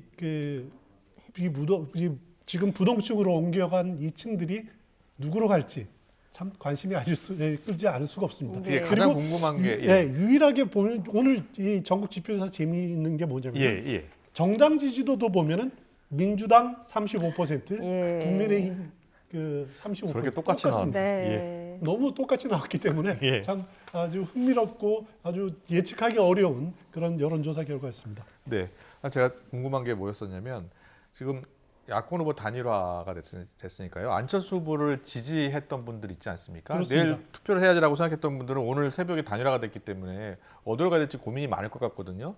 근데 이게 과거 여론조사를 보면 안철수 후보 지지를 했더라도 단일화가 됐다고 그 후보를 또 찍는 건 아니잖아요. 그런 건 아닙니다. 예. 그 여론조사 준비가 돼 있는지 모르겠는데 엠브레인 퍼블릭이 예.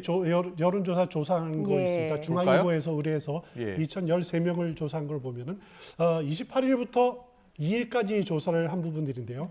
만약에 윤석열 후보로 단일화를 가정했을 때, 그럴 때 어떻게 하느냐? 그러니까 윤석열 후보가 47.4 대 이재명 후보 41.5로 나왔습니다. 예. 그러니까 그 오차 범위 밖으로 나오기는 했는데 단일화 이전에 예. 이제 다자 대결을 네. 물어봤을 때 안철수 후보의 지지층들이 그러면 어디로 가느냐 이 네. 여론조사에서 분석을 해보니까 네네. 이재명 후보로 옮겨간 층이 한 31%입니다.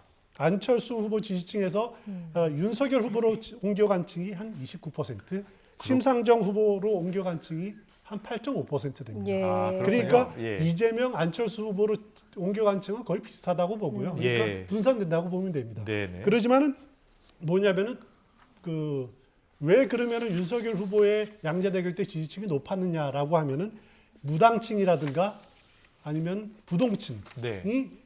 단일화를 했다라고 했을 때 영향을 받는다라는 예. 거죠. 그렇군요. 네, 그렇기 때문에 윤석열 후보가 단일화했을 때 상대적으로 높은 것으로 이 여론조사가 나타났다라고 보시면 될 것 같습니다. 예. 네.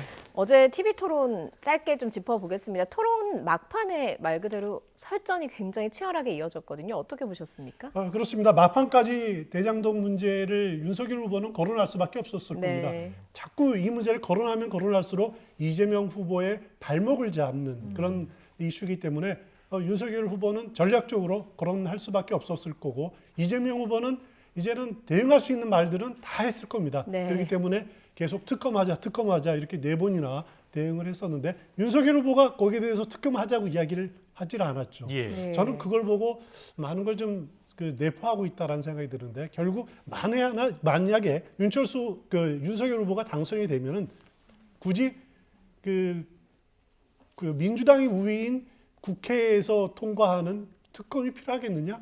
그러면 검찰 수사를 다시 해서 예. 이렇게 검찰 수사로 승부를 보아야 되지 않겠느냐라고 하는 여지를 깔아둔 대목이 아닐까라는 그런 생각도 들었습니다. 예, 그랬군요. 그런 생각도 하고 있는 거군요. 알겠습니다. 오늘 정치권 이슈 분석은 여기까지 듣겠습니다. 추은호 해설위원과 함께했습니다. 잘 들었습니다. 고맙습니다.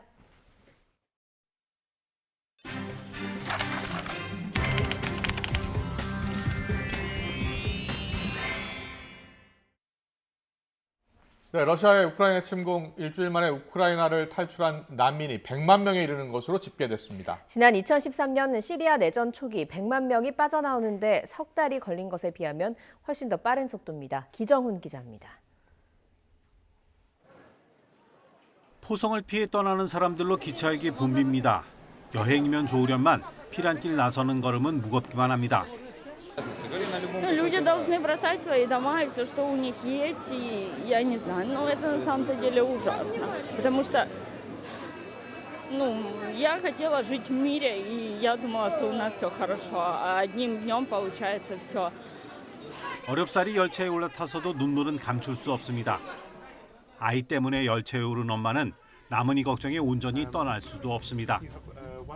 Потому что я разрываюсь, я должна увезти ребенка в безопасное место, и в то же время половина души остается с теми, кто остался в Днепропетровске. 러시아 침공 일주일 만에 이렇게 우크라이나를 떠난 사람은 무려 100만 명. 유엔 난민기구는 전체 인구의 2%가 넘는 100만 명이 우크라이나를 떠났다며 금세기 들어 전례 없는 엑소더스라고 평가했습니다. 560만 난민이 발생했던 시리아 내전 초기 100만 명 탈출에 석 달 정도가 걸린 것과 비교하면 엄청난 규모입니다. 그러면서 난민이 최대 400만 명 이상이 될 것으로 우려했습니다. 영국의 더 타임스도 난민 1,200만 명이 발생했던 2차 세계대전 이후 최대 규모라고 보도했습니다. 피난민은 우크라이나와 국경을 맞댄 5개 나라에 집중되고 있습니다. 폴란드와 몰도바, 루마니아, 슬로바키아, 헝가리인데 특히 폴란드에만 50만 명 넘는 피난민이 몰린 것으로 추정됩니다. 이들 나라들은 다행히 난민에게 호의적이어서 폴란드가 150만 명, 루마니아가 50만 명의 난민을 받겠다는 입장입니다. EU도 입국 비자가 없는 난민들에게 3년간 체류를 허용하기로 했지만 친절한 이웃도 헤어진 가족을 대신할 수는 없습니다. The war zone and they feel safe, but on the other hand, you can also see that they suffer from leaving their fathers there, for example, because men are not allowed to leave country. YTN 기정훈입니다. 네, 우크라이나 민간인 희생자가 지금 2,000명까지 나왔다는 소식도 들리고요. 또 조국을 떠나서 외국으로 떠난 피난민도 100만 명에 이른다는 소식입니다. 네, 전황은 대체로 교착된 가운데 2차 휴전 협상이 우리 시간으로 오늘 오후에 시작된다는 소식도 들려오고 있습니다. 국제부 호준석 기자가 짚어봅니다. 어서 오세요. 안녕하십니까. 안녕하십니까. 우크라이나에 빨리 평화가 찾아왔으면 좋겠는데 협상 2차 협상 오후에 시작되는데 언제 지금 시작될 예정입니까?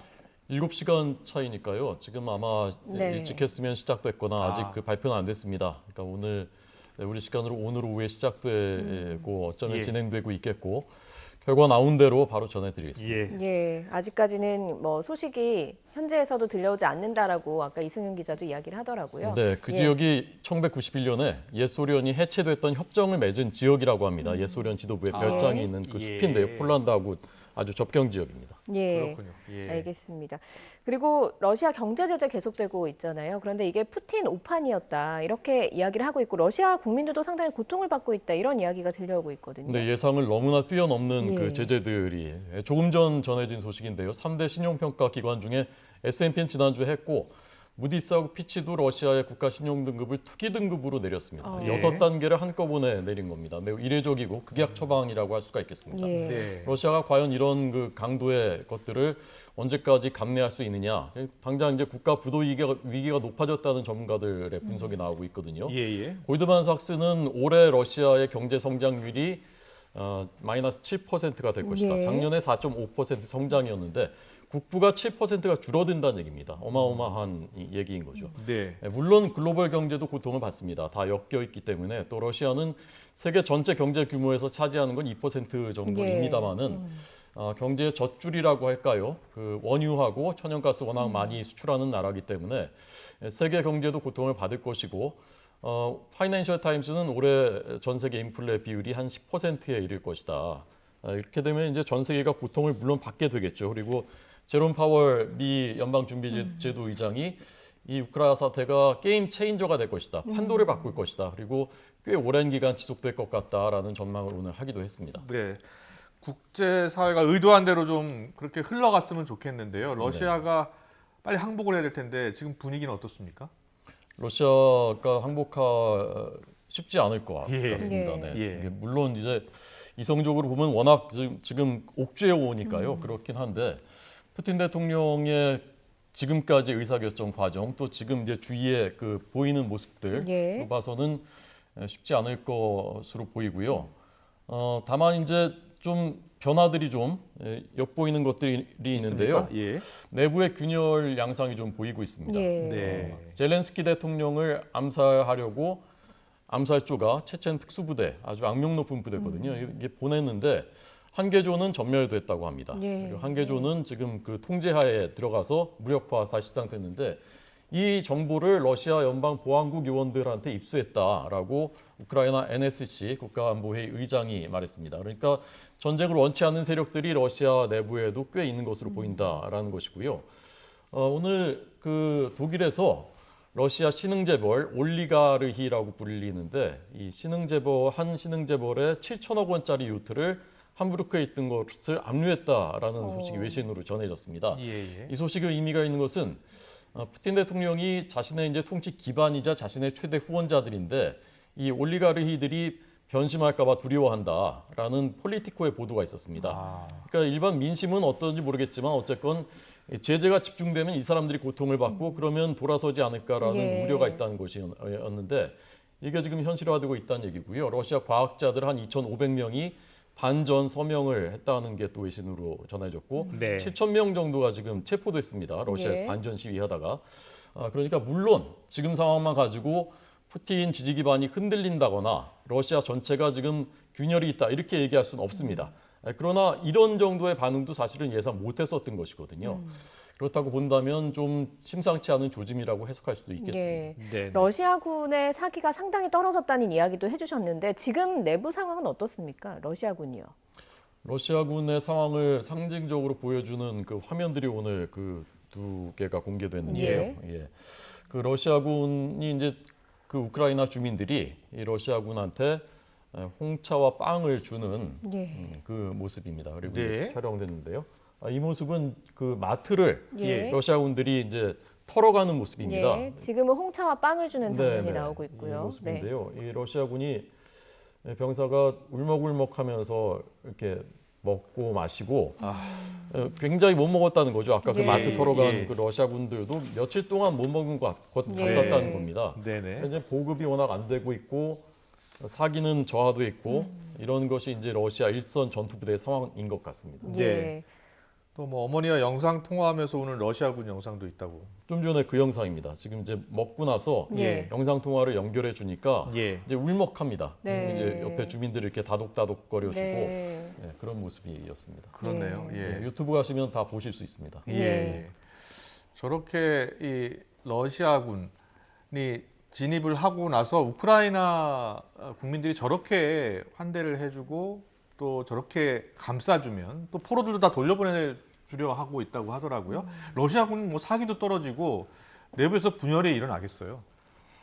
네, 그런데 이제 우려가 되는 것은 일선 장병들의 상황은 그런데 러시아군 예. 지도부는 더욱더 이제 폭력적으로 변해가고 있다는 예, 것이고 예. 민간인들에 대해서도 이제 무차별 공격이 지금 이제 헤르손이라든가 하르키우 예. 이런 데서 진행이 되고 있고 그래서 그 어떤 병사는 민간인들한테 난 못 쏜다라고 이제 항명하는 그 음성 파일을 영국 텔레그래프가 텔레그램을 통해서 입수를 해서 예. 분석해서 보도한 게 나오기도 했습니다.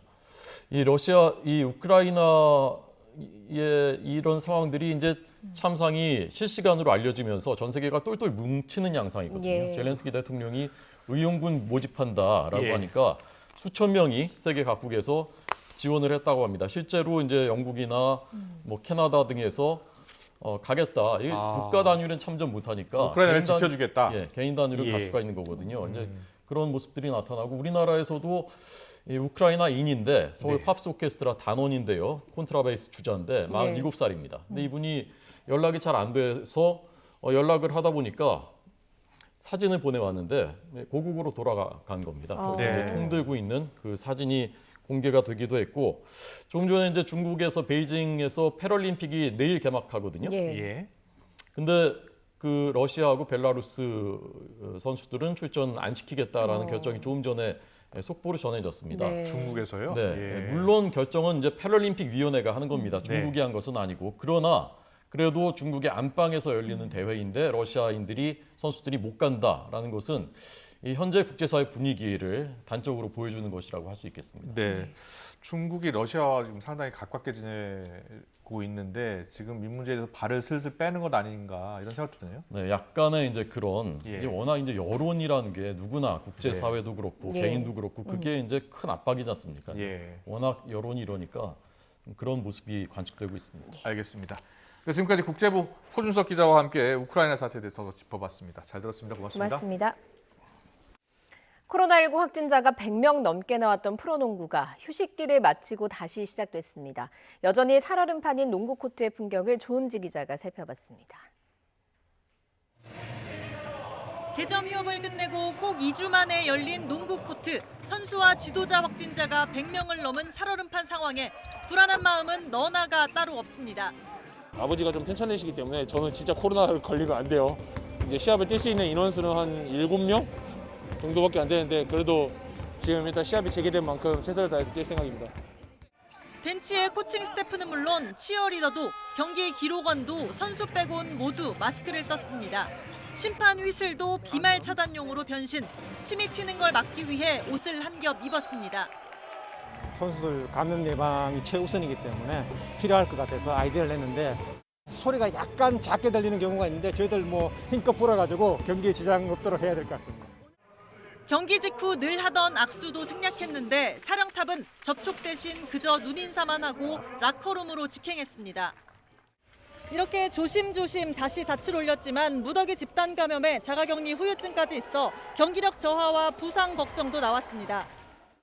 실제 4쿼터 막판 전력 핵심인 삼성 김실의 오리온 이승현이 나란히 부상으로 가슴을 쓸어내렸고 아찔한 장면도 잇따랐습니다. 코로나19 변수 속에 팀 전력도 들쭉날쭉 9연패를 달리던 삼성은 기사회생, 이규석 감독 대행은 감격의 첫 승리를 안았습니다. 잠실에선 잘 나가던 선두 SK가 KGC 인삼공사에 져 15연승을 마감했습니다. YTN 조은지입니다.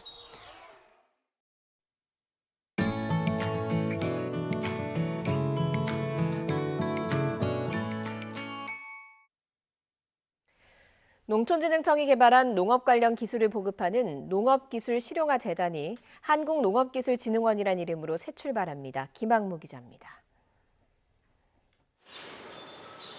한우 농가에 등장한 로봇 차량. 때에 맞춰 스스로 움직이며 사료를 받아 소들에게 나눠줍니다. 일명 사료급이 로봇인데 농촌진흥청 연구진이 2016년 개발했습니다. 영양이 고루 들어간 맞춤형 사료를 힘 안 들이고 공급할 수 있는 게 장점입니다.